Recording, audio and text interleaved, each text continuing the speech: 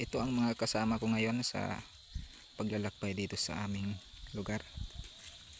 Si Pugi Goat at saka si Migo, si Migi at saka si Moy. Sila ang kasama natin ngayon sa paglalakbay dito sa kabundukan. Tara, tara, tara. Tara.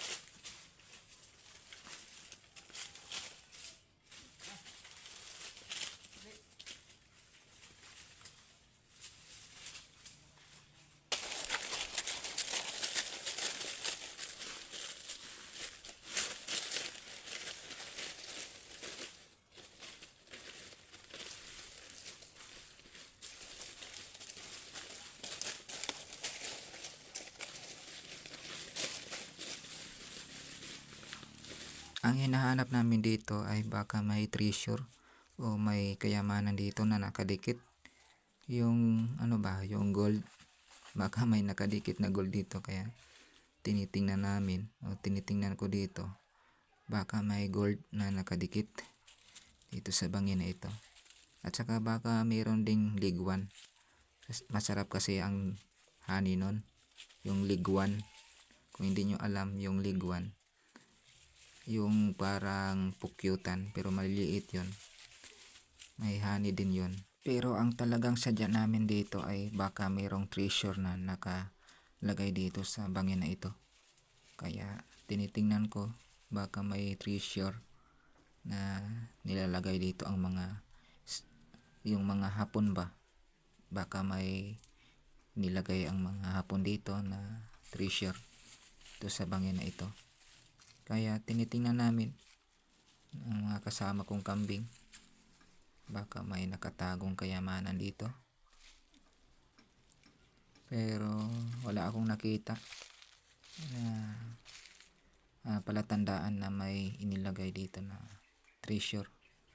Kaya umalis na lang kami dito.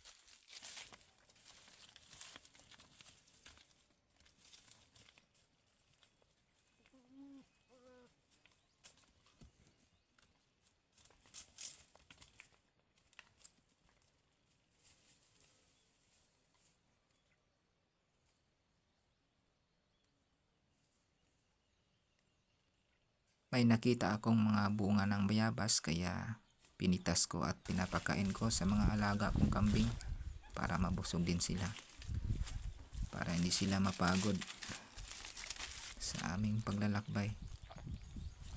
Pinapakain ko sila ng bayabas at saka bunga ng mangga. Ito mangga naman ito, napakain ko sa kanila. At saka pinapastol ko muna sila dito. Sa mga kambing na ito hindi ako magkakapira dahil naaawa ako kapag ibinibenta ko sila. Kasi kapag ibinibenta ko sila, siguradong magiging kalderita sila. Kaya hindi ako magkakapira nila itong mga kambing na ito. Siguro kung may bibili, gagawa kami ng kasunduan. gagawa kami ng kasunduan na hindi kakatayin ang kambing. Siguro sa ganung paraan ay mapapayag nila ako na maibinta ko ang mga alaga kong kambing. Basta wag lang kakatayin dahil kawawa naman kasi. Na.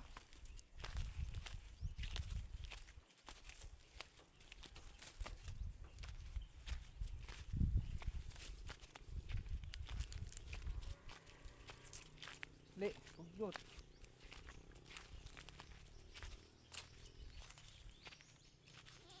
Na.